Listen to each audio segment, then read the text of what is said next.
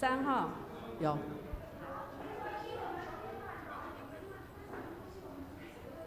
那个老师他的第一次的演奏和第二次的演奏有一点点的那个，虽然他们结束最后只相差1秒，但是事实上这个地方它有点不一样哈。来，那个前维，我们那个往前推一点点，你可以吗？我按一个点，你跟我讲。你们要从头啊哈。那我请问一下哈，你们这样的话，你待会还要喊2728吗？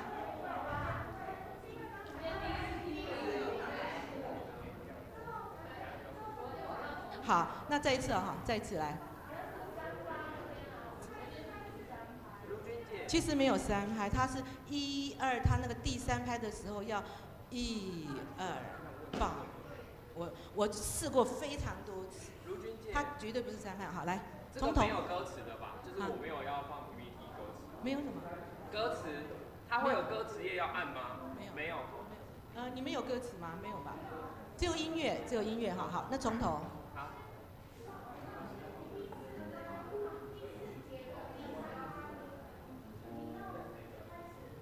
我有，可是没有人看我。好，这条歌我是知道的，从小唱的，我知道是从哪里开始，是你没有开始，不是我没有开始。我这么那个第3 1、2、3拉出去，你看哈，我给你们我用最传统的4拍，就是1、2、3。你们既然是3，我拉出去，这个就是你们的3。所以呢，你们的1、2，我这2我就会做得非常的夸张，因为我要让你们3出来，好吗？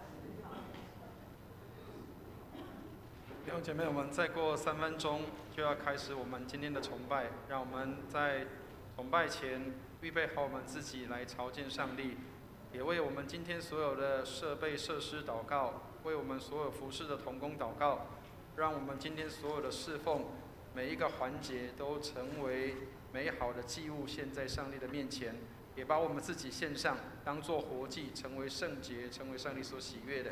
我们一起来为今天早上的崇拜来祷告。我们一起来祷告。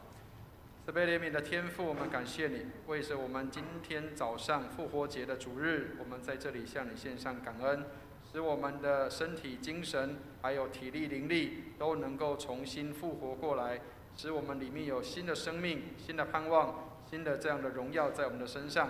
祝福我们今天早上的崇拜，从头到末了，你的恩都在我们的当中。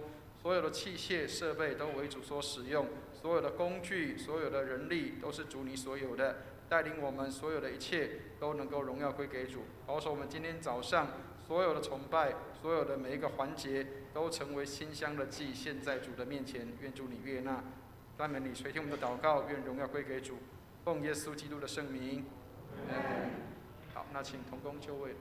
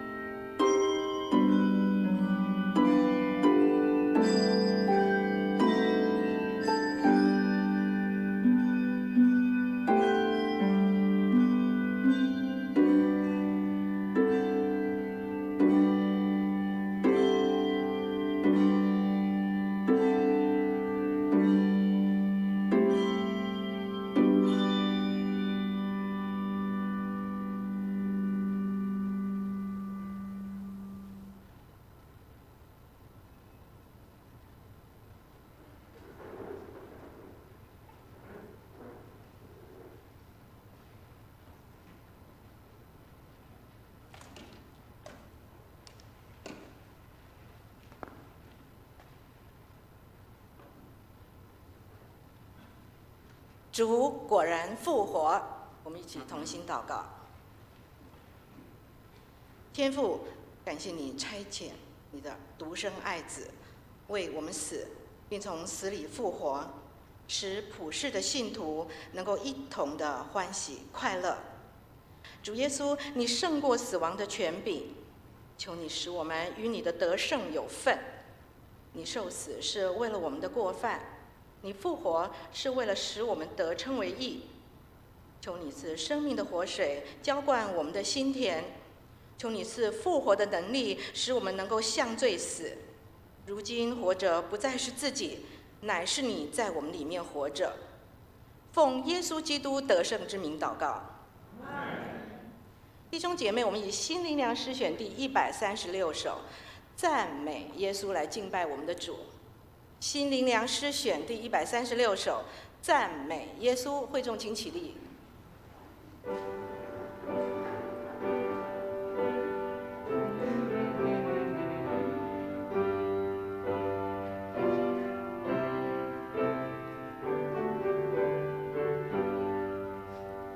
赞美赞美耶稣，我亲爱的救主，全地歌唱，将主妙爱传明，天上群众齐赞美慈悲的救主，尊贵荣耀都归主圣山名。如同牧人，耶稣保护他小羊，主的膀臂，终日怀抱牧羊。赞美赞美，传扬他无比的大爱。赞美赞美，欢唱直到万代。赞美赞美，耶稣我慈悲的救主，为我重罪，受苦流血死亡。主是磐石，是永远救恩的盼望。赞美赞美，钉十字架耶稣，高声歌唱，因主担当我愁闷，无限慈悲和奇妙和高深。赞美赞美，欢扬他无比的大爱。赞美赞美，欢唱直到万代。赞美赞美，耶稣我永远的羔羊。天上群众和撒那歌高唱，耶稣救主，做我们和平的君王。加冕上主，献之祭司君王。基督得胜，一日他还要再来，荣耀全能都归耶稣我王。赞美赞美，传扬他无比的大爱。赞美赞美，欢唱直到万代。站立，我们以使徒信经来告白我们的信仰，请。我信上帝，全能的父，创造天地的主。我信我主耶稣基督，上帝的独生子，因圣灵感孕，由童贞女玛利亚所生，在本丢彼拉多手下受难，被钉于十字架，受死，埋葬，降下阴间。第3天从死人中复活，升天，坐在全能父上帝的右边，将来必从那里降临，审判活人死人。我信圣灵，我信圣而公之教会，我信圣徒相通，我信罪得赦免，我信身体的复活，我信永生。阿门。荣耀颂。但愿荣耀归于父子圣灵，父子圣灵。起初这样，现在这样，以后也这样，永无穷尽。阿门，阿门。会众请坐。我们以起应的方式来诵读上帝的话语，记载在诗篇第118篇1到2节，14到24节。请看投影片，按照司会与会众起应和的部分来配合诵读诗篇118篇1到2节以及14到24节。你们要称谢耶和华，因他本为善。他的慈爱永远长存，愿以色列说，他的慈爱永远长存。耶和华是我的力量，是我的诗歌。他也成了我的拯救。在义人的帐篷里有欢呼拯救的声音。耶和华的右手施展大能，耶和华的右手高举。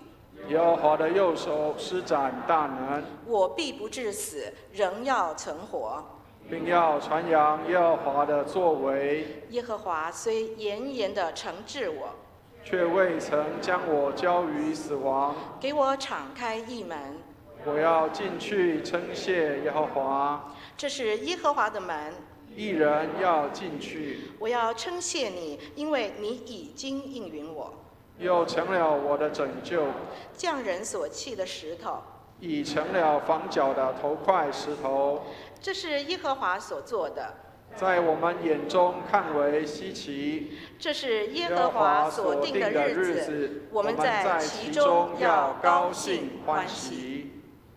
愿上帝的话语常存在我们的心中。我们同心来为以下的事项祷告。主啊，我们为中南美洲国家厄瓜多来祷告，愿基督信仰能进入生活文化中，国家百姓能更认识基督信仰祷告。我们为台湾卫理公会南教区教会来祷告，安平卫理堂彭美玲牧师为教会奉献充足，教会在当地更加得人，牧师同工身心健康祷告，为台湾行政首长以及各级官员来祷告，求神赐予聪明智慧，给执政掌权者，赐福台湾的人民，为台湾儿童以及青少年能受到完善的知识教育以及美好的品格教育造就来祷告，也为台湾第一线防疫工作人员、医护人员、军警人员来祷告，愿主赐他们平安，工作顺利。我们与主教导我们的主祷文来同声祷告。我们在天上的父，愿人都尊你的名为圣，愿你的国降临，愿你的旨意行在地上，如同行在天上。我们日用的饮食，今日赐给我们，免我们的债，如同我们免了人的债，不叫我们遇见试探，救我们脱离凶恶。因为国度、权柄、荣耀，全是你的，直到永远。我们一同领受上帝的话语，请郑宝华姐妹来诵读今天的圣经经课。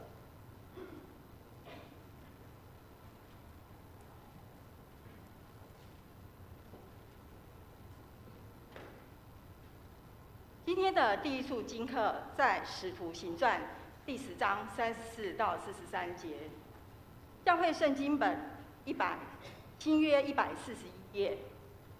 新约141页，《使徒行传》第10章34节，彼得就开口说：“我真看出上帝是不偏待人，原来各国中那敬畏主、行义的人都为主所悦纳。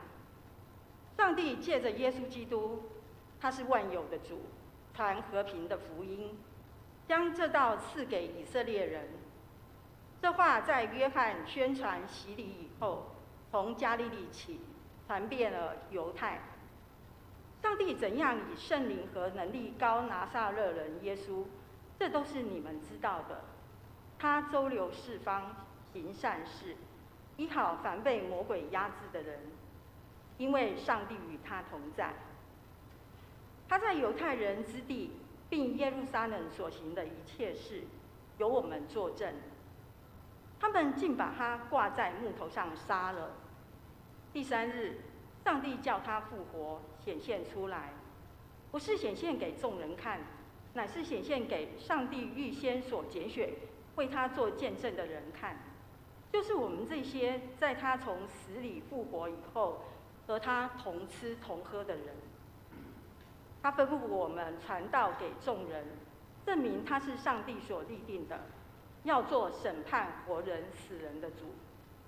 众先知也为他做见证说，凡信他的人必因他的名得蒙赦罪。第2处经文在哥罗西书3章1到4节，新约221页。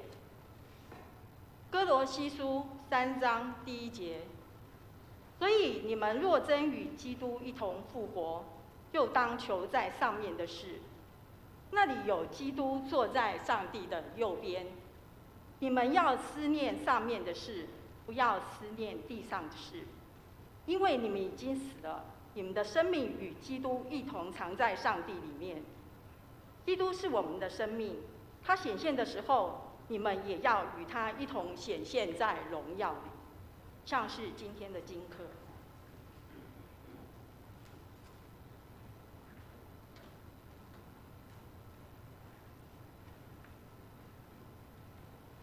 请听上帝的话，记载在马太福音28章1到10节。马太福音28章1到10节。安息日将近，7日的头1日，天快亮的时候，抹大拉的玛利亚和那个玛利亚来看坟墓。忽然地大震动，因为有主的使者从天上下来，把石头滚开，坐在上面。他的相貌如同闪电，衣服洁白如雪。看守的人就因他吓得浑身乱颤，甚至按死人一样。天使对妇女说：“不要害怕，我知道你们是寻找那钉十字架的耶稣，他不在这里，照他所说的已经复活了。你们来看安放主的地方。快去告诉他的门徒，说他从死里复活了，并且在你们以先往加利利去，在那里你们要见他。看哪，我已经告诉你们了。”妇女们就急忙离开坟墓，又害怕又大大的欢喜，跑去要报给他的门徒。忽然耶稣遇见他们，说：“愿你们平安。”他们就上前抱住他的脚拜他。耶稣对他们说：“不要害怕，你们去告诉我的弟兄，叫他们往加利利去，在那里必见我。”以下我们有2段的献诗，分别由教会诗班以及喜乐手中团来担任。诗班要演唱的是清唱剧《无比的爱》里面其中的3首选曲。那手中团要演奏的是《All Glory, Love and Honor》。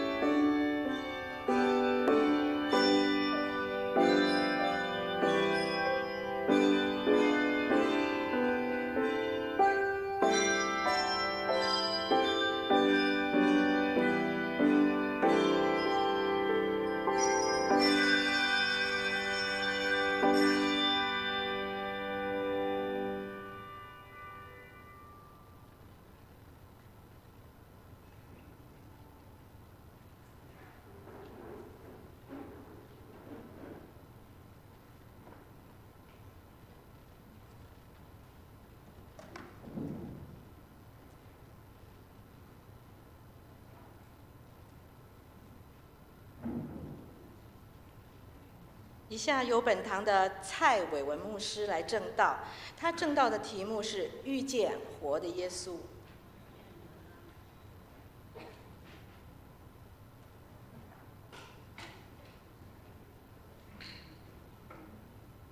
哈利路亚！耶稣复活了！哈利路亚！耶稣复活了！哈利路亚！耶稣复活了！亲爱的弟兄姐妹，感谢主，我们在复活节的早上跟大家一起在这里敬拜上帝。在传统教会里面，复活节的早上，牧师开始讲道前呼喊哈利路亚，会众会回应阿们，然后耶稣复活了，哈利路亚。所以我们在这边在敬拜上帝，让我们在这里其实不用担心害怕。哈利路亚！也许你在外面喊的时候会小声哈利路亚，但是你在教堂里面大声的喊哈利路亚，因为我们应当这样敬拜上帝。很多人不知道为什么我们基督徒要在礼拜天来敬拜上帝。我相信有很多的弟兄姐妹，你也有很多基督徒的朋友，甚至有的基督徒朋友他会说，礼拜的时间应该是在礼拜六，因为圣经说这个安息日是什么？在礼拜六的时间，知道吗？各位知道有看过月历上面有没有 weekend？ 那一周的最后一天是什么？是礼拜六。其实我们礼拜天是什么？一周的第一天。好，但是为什么基督徒要在今天这个一周的第一天要来敬拜上帝？各位知道为什么吗？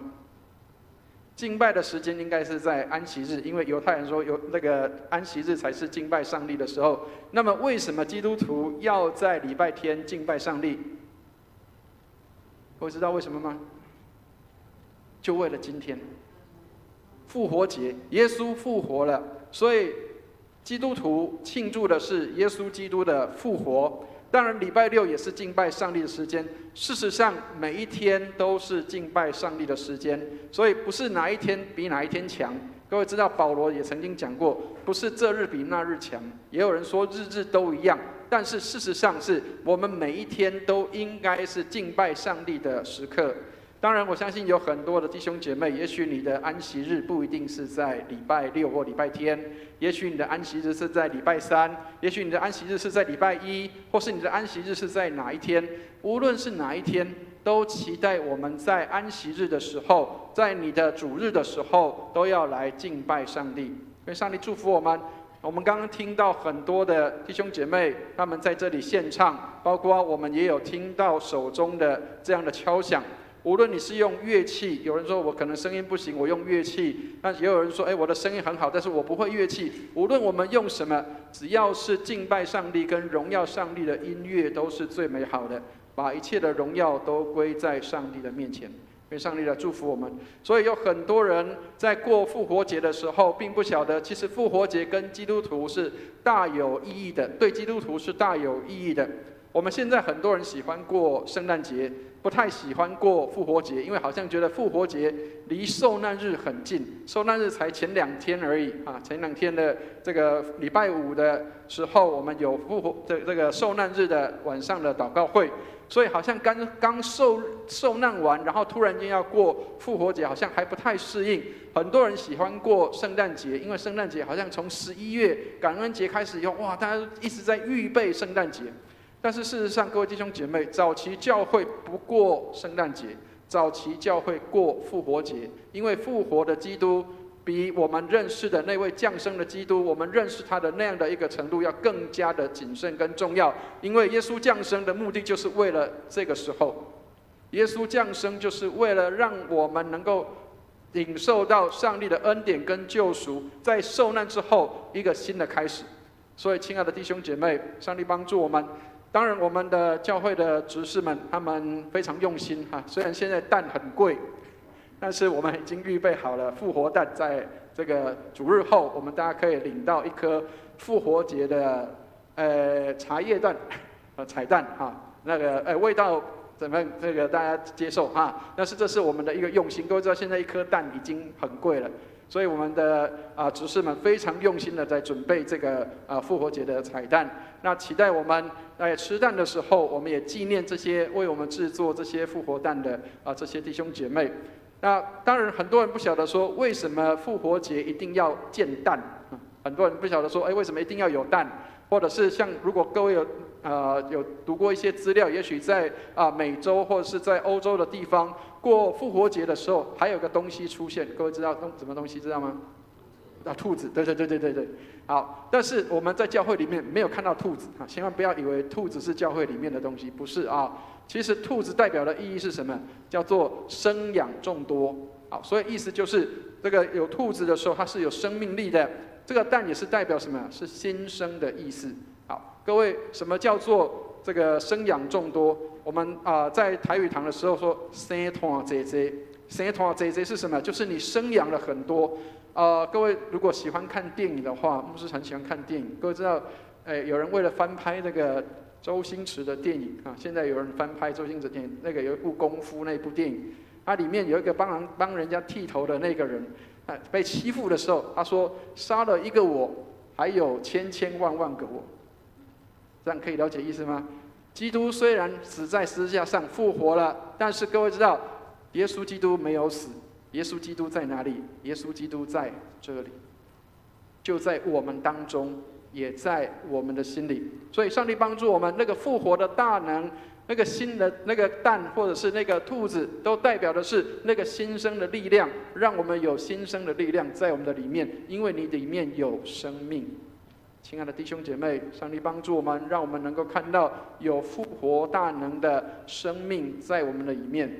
有一个父亲送他的孩子去打跆拳道，他说他的孩子因为这个太弱小了所以他觉得说这个孩子应该要去练一点武功这个才不会这个失去男子气概。所以后来这个小男生被送去这个打跆拳道的时候，这个父亲的期待是希望他可以成为打败所有人的英雄。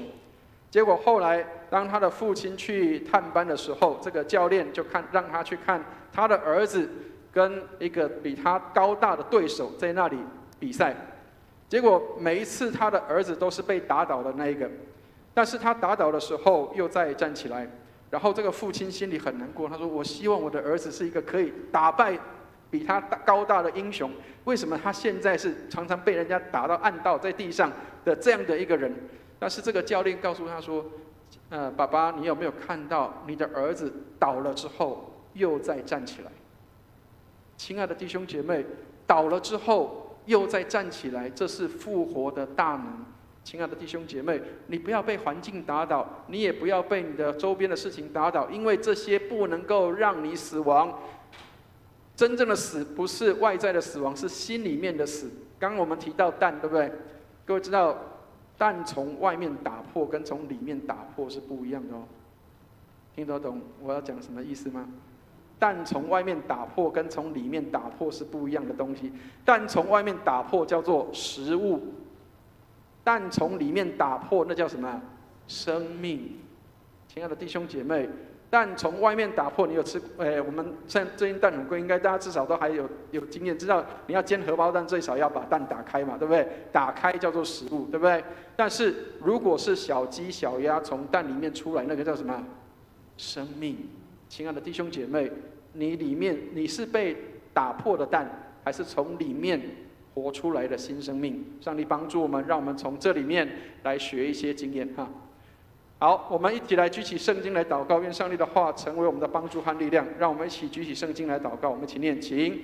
这是我的圣经，他说我是谁，我就是谁；他说我拥有就拥有，他说我可以就可以。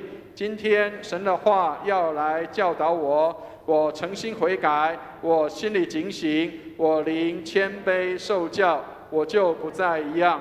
奉主耶稣基督的圣名，阿们。我们刚刚在讲生命，而且我们最近的科技越来越发达，我们也期待好像我们能够接触到的电脑、机械，它们都跟人的生命一样。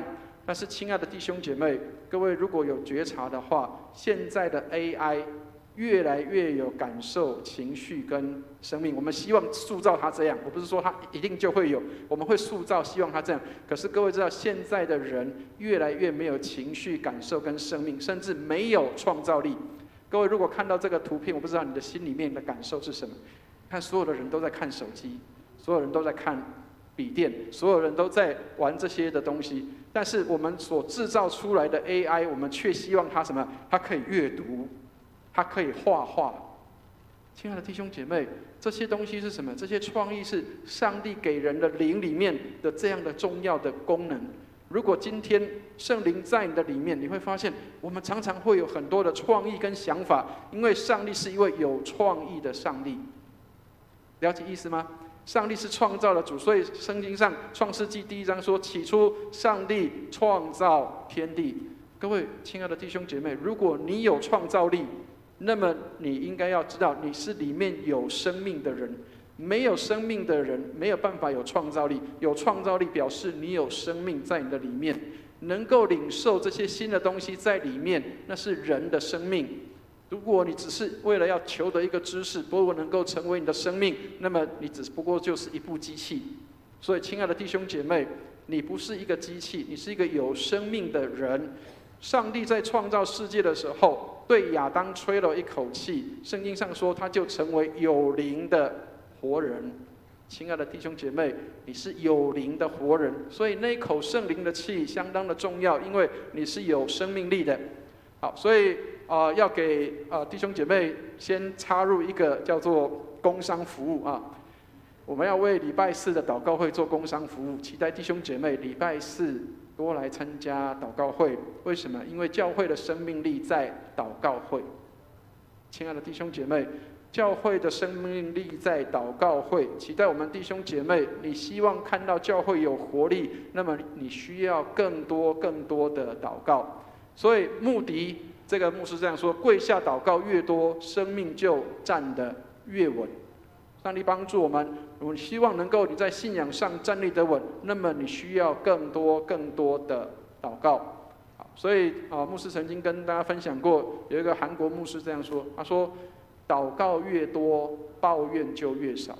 所以如果你抱怨很多，那么表示你祷告是少了。所以亲爱的弟兄姐妹，邀请大家礼拜4晚上来参加祷告聚会。那或许你会说，礼拜4晚上我没有时间，那么没有关系，我们也会有直播的祷告。求上帝帮助，让我们常常警醒祷告，为教会守望祷告。无论我们在各个地方，或许我们在不同的地方，但是我们在同一个时间，我们在那里聚集祷告。求上帝来带领。各位知道，最近在美国发生一个很重要的事情，就是叫做 Asbury 的这个复兴运动。Asbury 是卫理会的大学，跟大家做一点介绍。卫理会的大学 Asbury 是这个卫理会的大学，他们从2月8号开始，那一天他们在教堂里开始有这样的祷告聚会。大学生在这个教堂里祷告聚会，他们分享的信息就是悔改认罪。从那天开始，这个 Asbury 的祷告聚会持续到现在，仍然在持续当中。我们看到很多人很希望教会充满活力，很多人希望教会充满很多的这样的一个生命力。很多人说我们办活动，其实办活动不是教会的主要目的。真正我们要做的事情是要来到上帝的面前，认罪悔改，祈求上帝的饶恕赦免，重新再次将能力、将复活的大能放在教会的里面。教会宁可被圣灵充满，而不是要坐满会友。也许坐满会友，但是这个坐满会友的教会不一定有生命力，但是有圣灵的教会一定有生命力。亲爱的弟兄姐妹，上帝帮助我们，让我们可以被圣灵充满。我们的教会要被圣灵充满，让这个教会充满赞美上帝的荣耀。愿上帝来帮助我们。所以很多人说我要跟随上帝，要敬拜上帝。亲爱的弟兄姐妹，嘴巴讲比较多，但是实作是很弱的。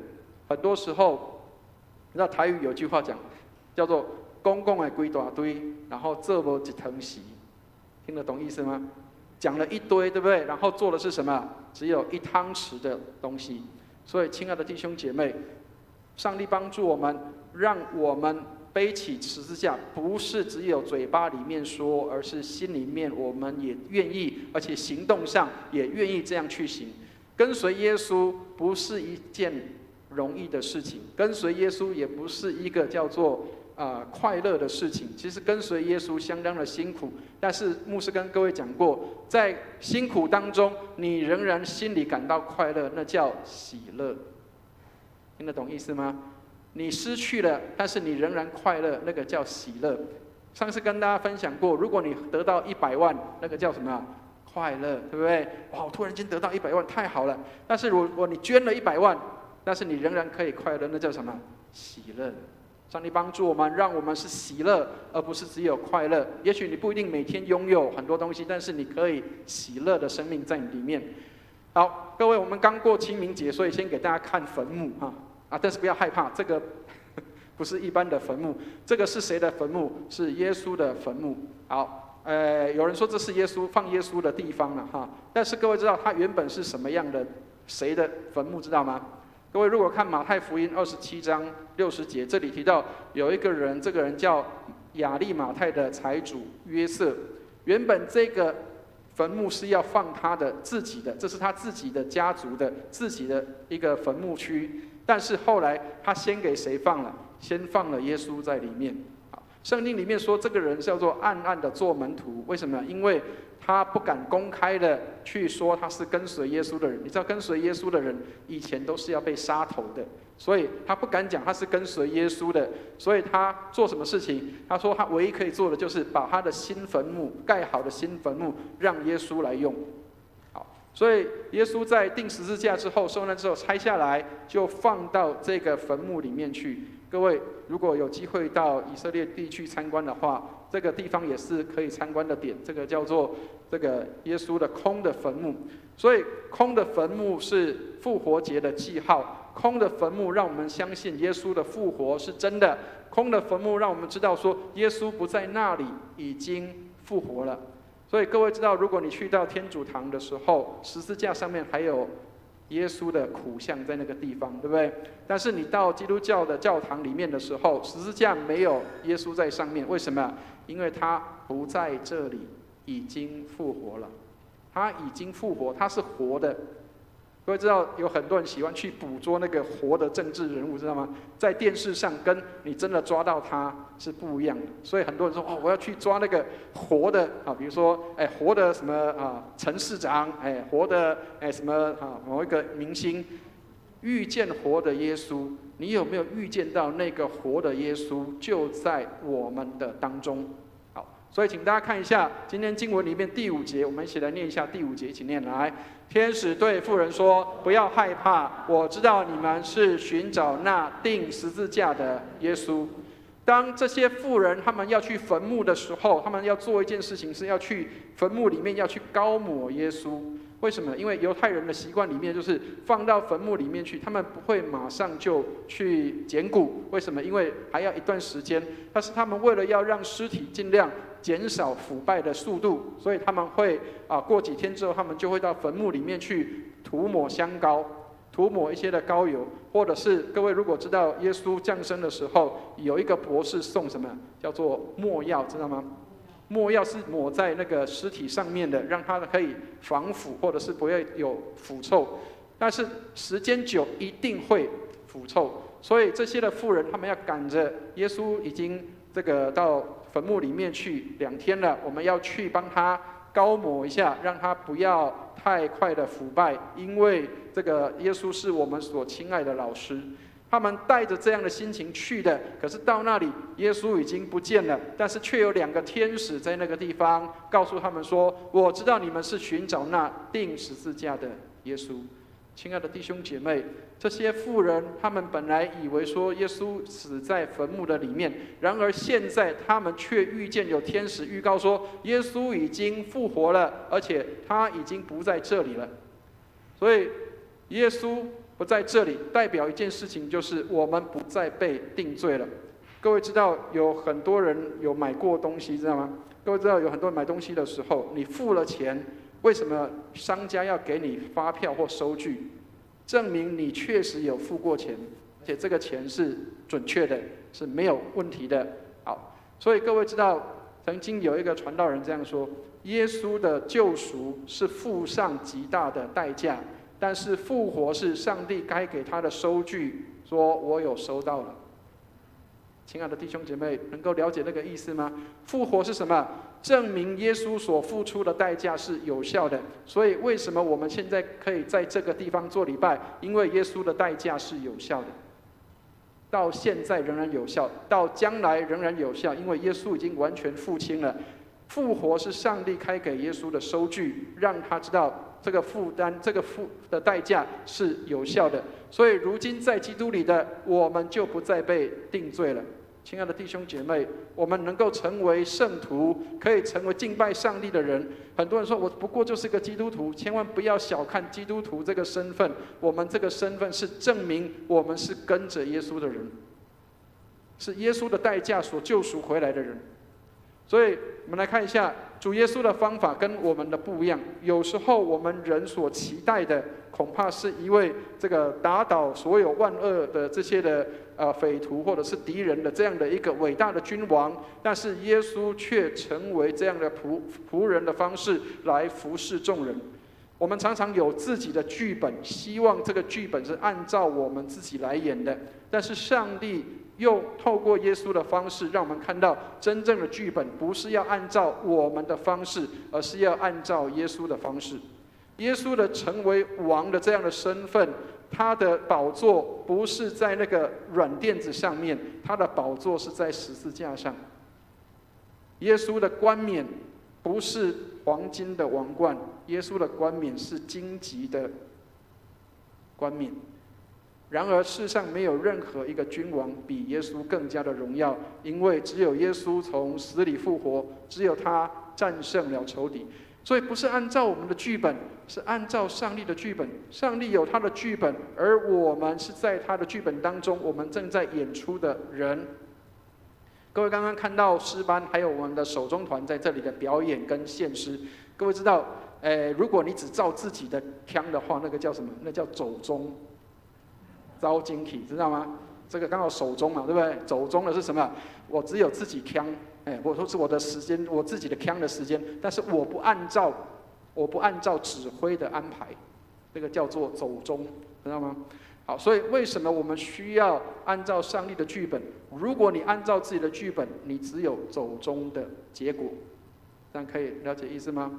所以，亲爱的弟兄姐妹，让你的剧本耶稣来做，不是你来做，而我们演出上帝要我们演的那一位。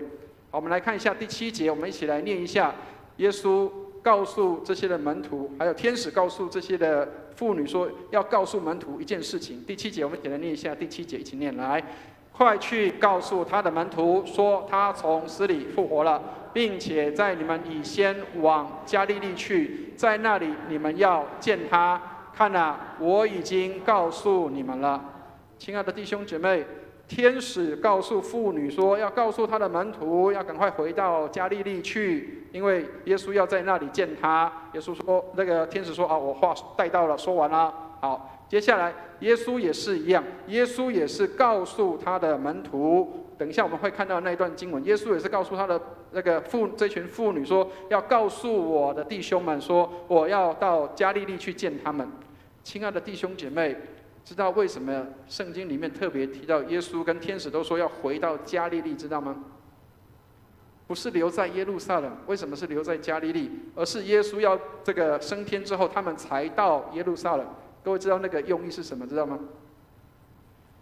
各位如果读圣经的话，加利利是什么地方？是耶稣开始传道的地方。耶稣开始传道的地方，那里是什么？回到原点。这些门徒都在哪里找到的？耶稣都在加利利的地方。最少4个门徒都在加利利这个地方最早被找到。所以，亲爱的弟兄姐妹，耶稣的复活让我们去看到一件事情是，所有的事情我们可以回到原点，回到那个起初的开始。我们怎么样跟耶稣在一起？让我们重新再一次的经历，因为天天我们要与耶稣一同的复活，我们每一天做的事情跟耶稣是一样的。亲爱的弟兄姐妹，门徒那个时候他们是皮皮挫，他们那个时候是躲起来，但是耶稣却告诉他们说，回到原点里面去，回到那个最起初的时候，回到那个最早开始，你为了什么来跟随耶稣？亲爱的弟兄姐妹，上帝帮助我们，天天复活的耶稣都在我们的里面。也许我们没有看到，也许我们没有摸到，但是那个活的耶稣就在我们的里面。所以我们所信靠的耶稣就只有这一位。很多人把耶稣当作他是荣耀的君王，他是一个什么样的样态，但是我们所信的这一位耶稣就是这一位，他是使我们可以得救的。在使徒行传里面说，除了他以外别无拯救，除了他以外别无拯救，因为天上地下没有别的名我们可以靠着得救的。亲爱的弟兄姐妹，没有别的耶稣，只有这一位为我们死在十字架上从死里复活的耶稣才是真的耶稣。现在有很多人假耶稣之名，各位知道现在有很多的异端也在教会里面，常常会有一些人会去谈论到，真正的耶稣不是在其他的地方，真正的耶稣在我们的心里。你是否对耶稣仍然充满这样的热情跟盼望，要尽心尽性尽力尽意爱主你的上帝？你有没有找到那个最起初的那个热情？各位知道启示录里面，耶稣对使徒约翰说，这个以弗所的教会，他期待以弗所教会要怎么样？要去找回那个起初的爱心。亲爱的弟兄姐妹，你的起初的爱心失去没有？还是你只是一个行礼如仪的基督徒，而不是一个有爱心、对上帝有爱心、对人有爱心的基督徒？找回你那个起初对上帝的爱。也许很多时候我们被伤害、服侍的时候，经历过一些的痛苦，或甚至基督徒当久了，不过信耶稣，不过就这样，礼拜天就来做礼拜。亲爱的弟兄姐妹，你是否对耶稣还带有热情在你的心里面？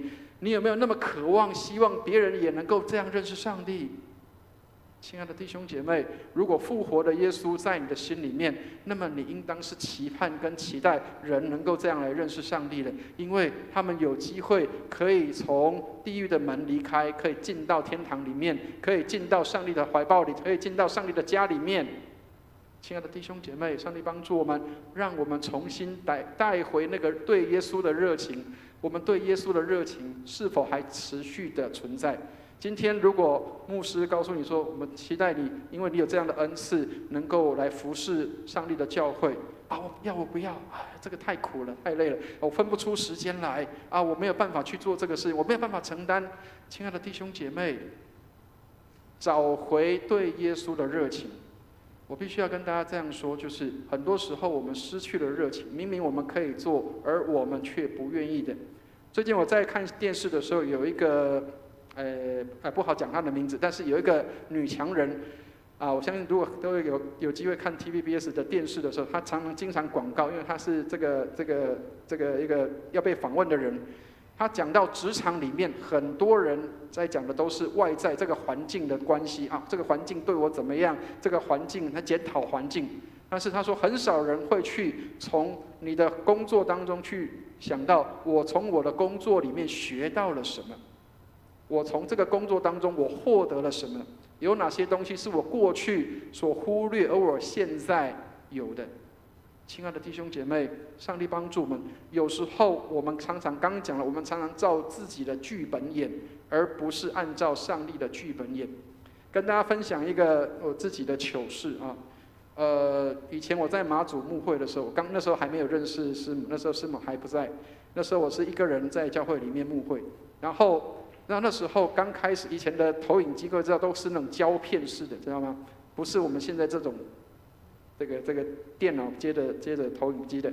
好，所以那个时候你知道年轻叫做什么？年轻气盛，知道吗？好，所以年轻气盛的时候，我就觉得这个应该要改善。为什么？因为这个东西不环保，所以我们应该要把它改掉。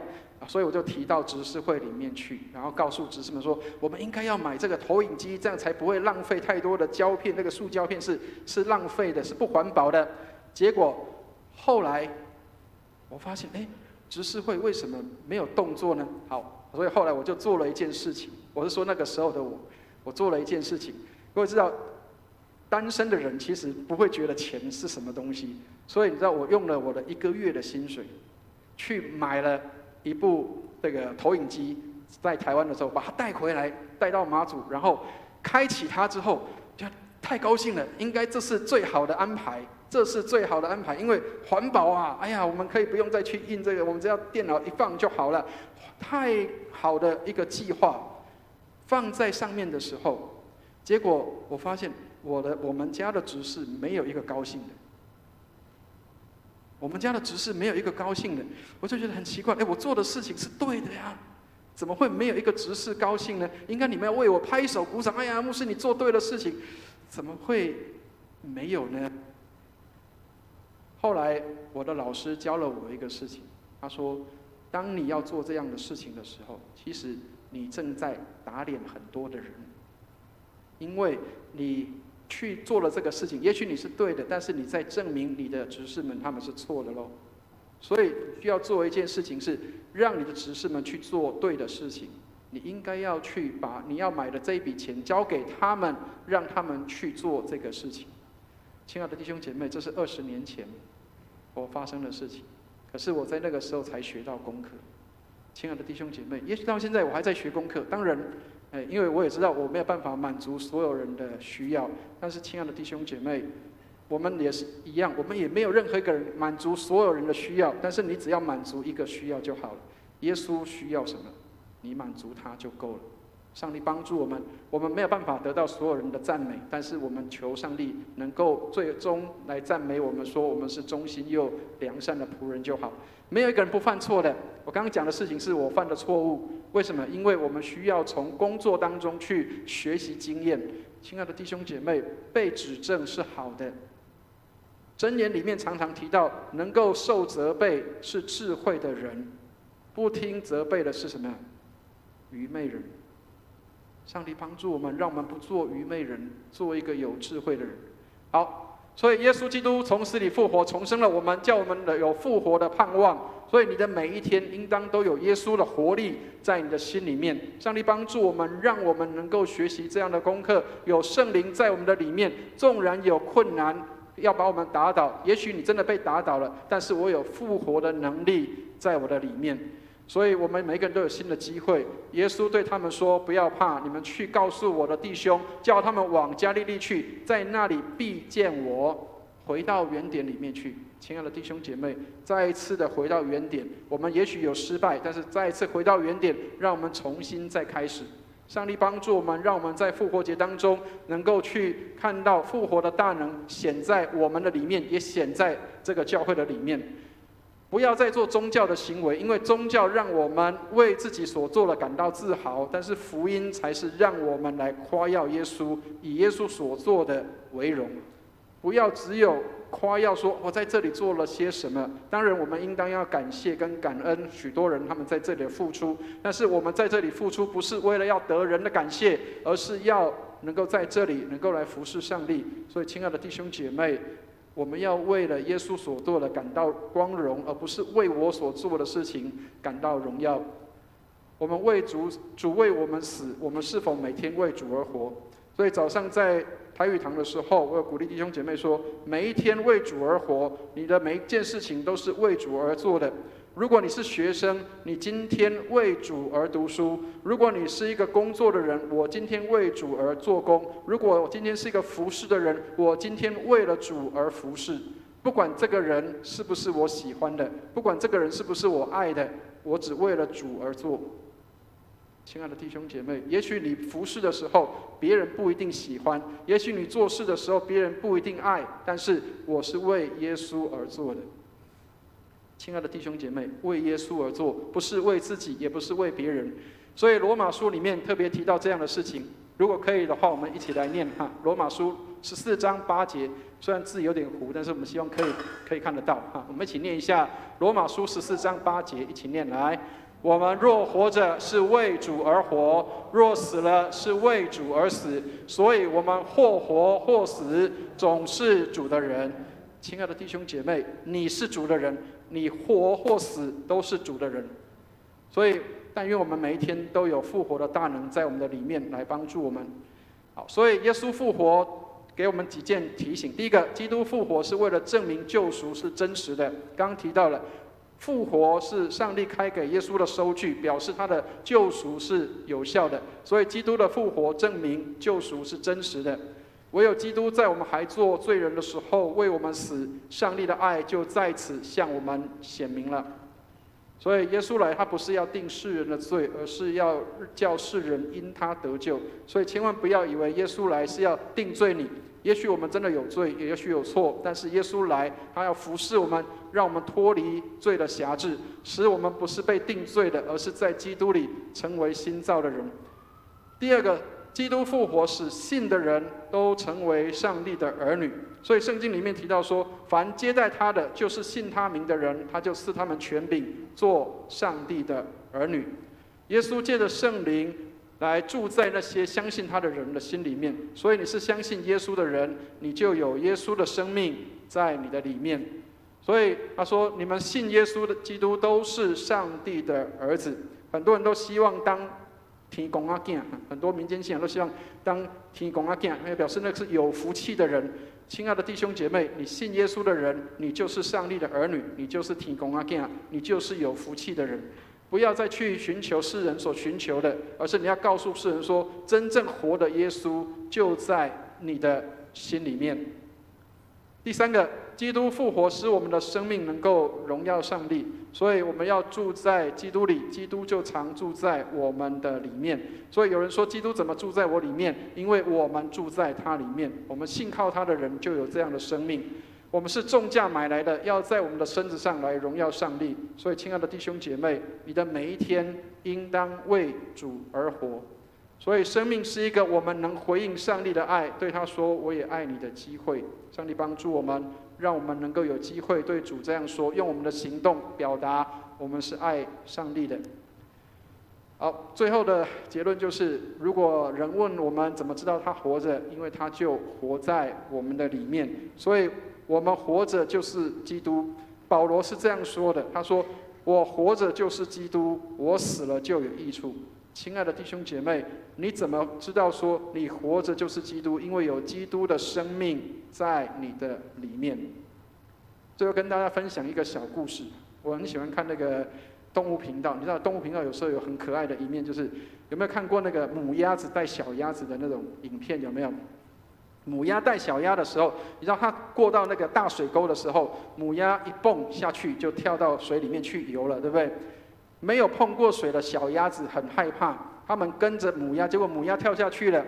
好，然后呢，比较大的几只，它们就一只一只扑通扑通掉下去。可是它们没有被淹死。很多小鸭子很害怕，因为它没有碰过水的小鸭，它可能会觉得我可能会被淹死吧。好，结果母鸭在水里面去呼喊呼叫的时候，一只一只小鸭子掉到水里面去，然而一只一只都浮在水面上。为什么？因为他们有鸭子的生命。亲爱的弟兄姐妹，鸭子有鸭子的生命，因为它掉下去它不会死的。你知道后来我看到有一只最小的小鸭子，它不敢跳下去，兄弟姐妹都跑了，然后它就在岸上一直叫，然后母鸭也跟它叫，然后结果最后它看到大家都远离了之后，它也扑通跳下去。这个小鸭子它也以为它会不会怎么样，结果一样浮在水面上。亲爱的弟兄姐妹，如果你有耶稣的生命，那么耶稣所做的事也做在你的身上。你活着就是基督，活在里面的就是耶稣基督的生命。所以保罗在加拉太书里面提到的，现在活着的不再是我，乃是基督在我的里面活，这个话才是真的。上帝帮助我们，让我们活在基督里，基督也活在我们里面。我们一起来祷告。天父，我们为我们今天复活节主日向你献上感恩，谢谢你给我们有复活的大能生命在我们的里面，就是耶稣基督住在我们的里面，帮助我们活出基督的样式。人看见我们，就是看见基督在我们的里面活。谢谢你垂听我们的祷告，愿荣耀归给主，奉耶稣基督的圣名，阿们。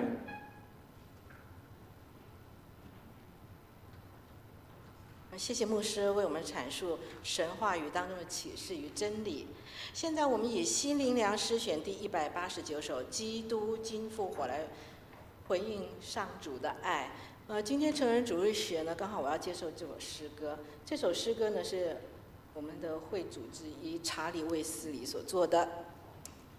那在1739年的5月31号是当年的五旬节，就是圣灵降临节。那一天对我们来说很重要，因为是卫理公会成立的大会。那他们在会中呢，就是唱的这首《基督今复活》。所以我们现在唱这首诗歌，不仅是复活节的诗歌，也是我们卫理公会的会歌，唱起来非常有意义，对不对？好，来大家起立，我们来唱《基督今复活》。我们唱全首，第1节、第4节大家齐唱，第2节弟兄唱，第3节姐妹唱。来，大声唱。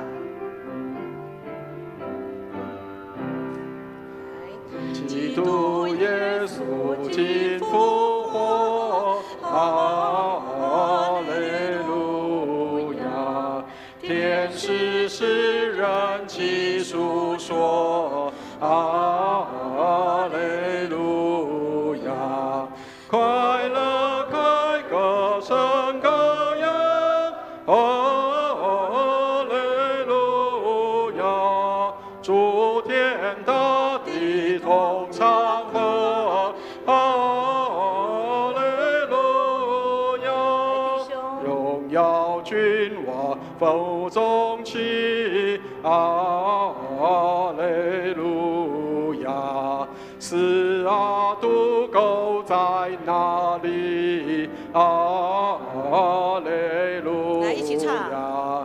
主先生救众灵魂，哈利路亚！死亡权势今后存，哈利路亚！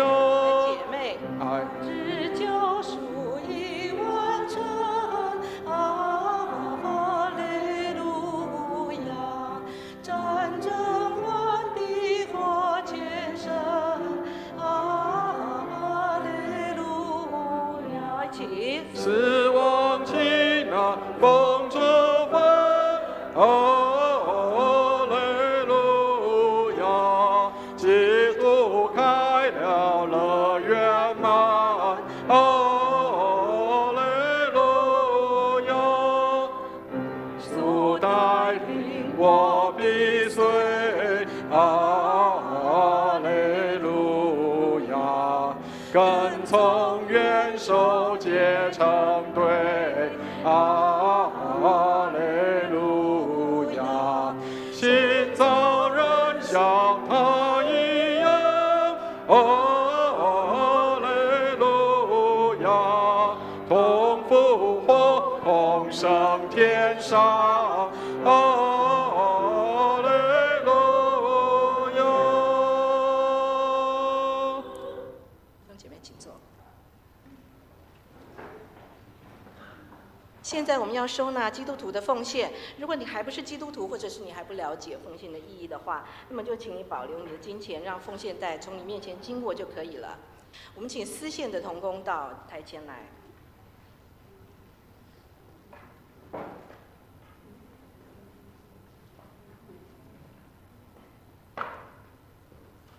让我们以感恩的心回应上帝的爱，我们一起来祷告。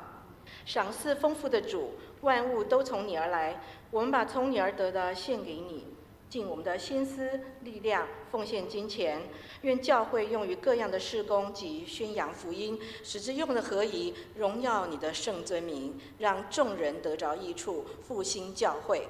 如此祷告是奉我主耶稣基督的名，阿们。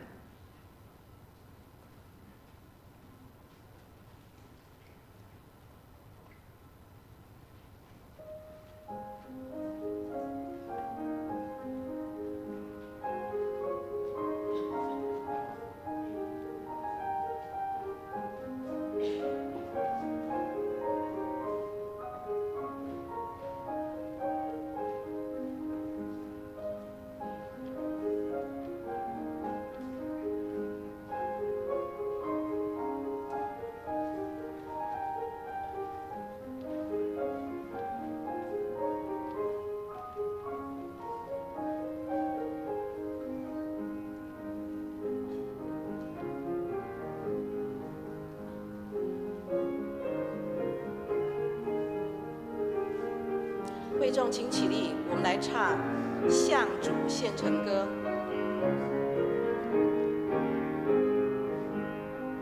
凡我向主所成，都是主赐的恩，凡我所有都属于主，是主托付仆人。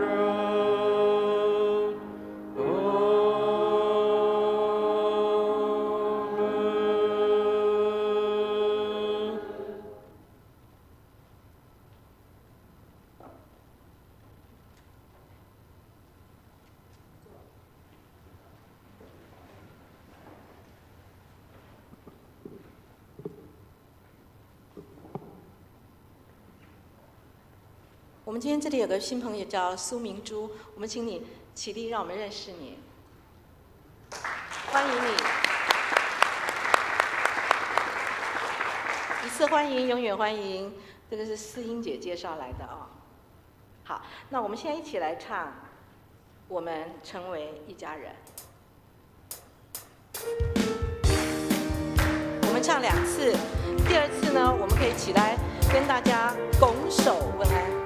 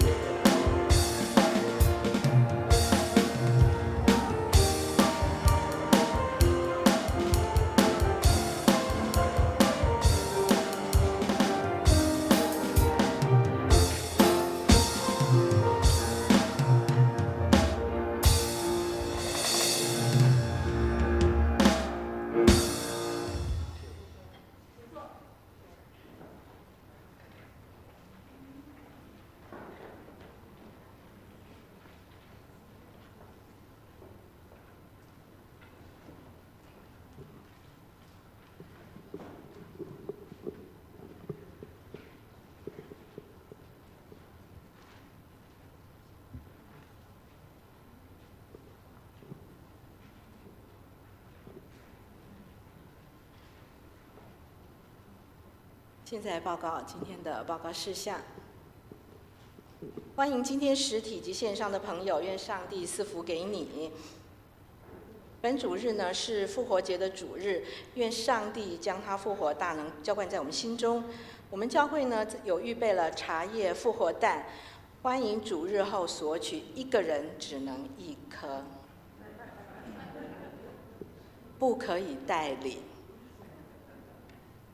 那主日后呢，我们成人主日学要继续的进行，所以今天有成人主日学，请各班的学员呢到你上课的教室啊。那制服艺人学院已经开始上课了，请弟兄姐妹能够关心这项事工，并为他关心来祷告。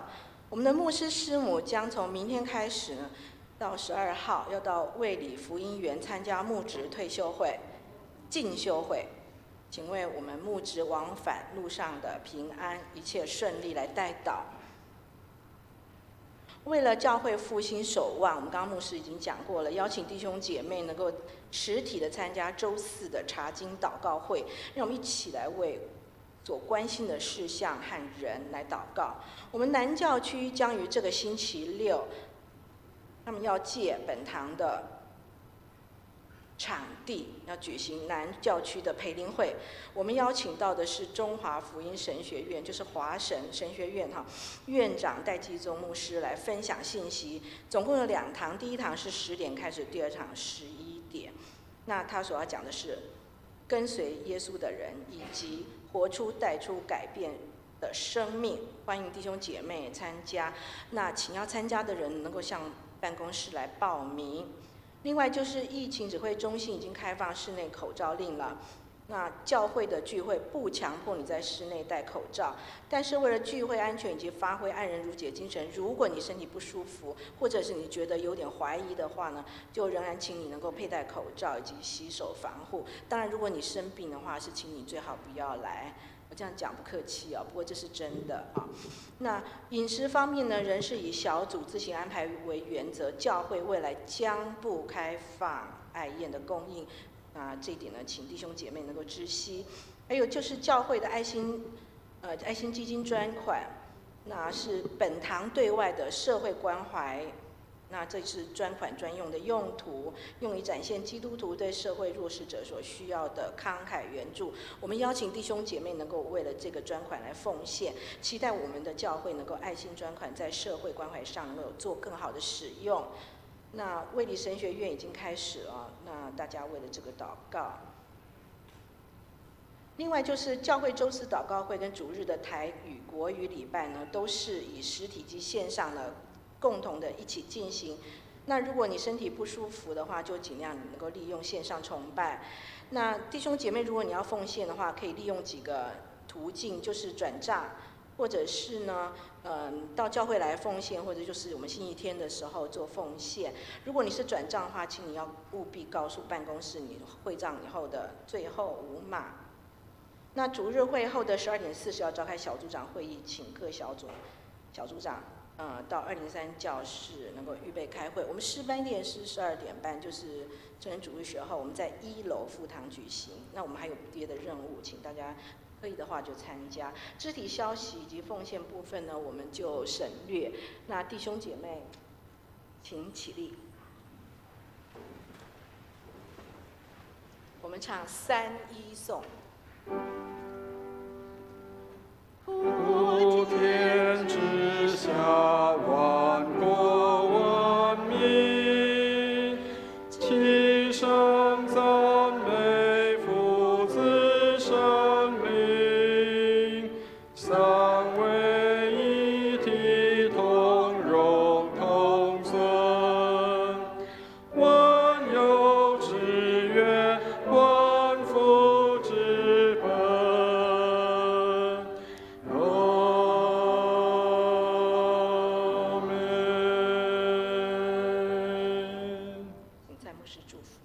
弟兄姐妹，我们一起来领受上帝的祝福。慈悲怜悯的天父，愿你将复活的大能充满在我们的当中，让我们天天为主而活。我们常在基督里，基督也常在我们的里面，让复活的大能显在我们的身上，让众人都看见耶稣在我们的里面活。愿我主耶稣基督的恩惠、天父上帝的慈爱、圣灵的感动与交通，常与我们众人同在，从今时直到永永远远。阿们。阿们颂。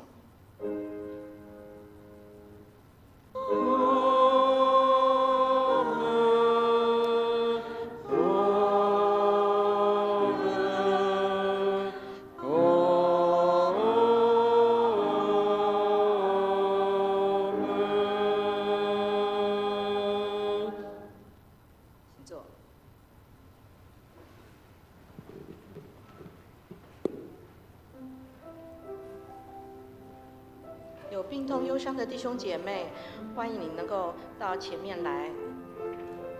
待会儿我们退场之后呢，牧师可以在这里为你祷告。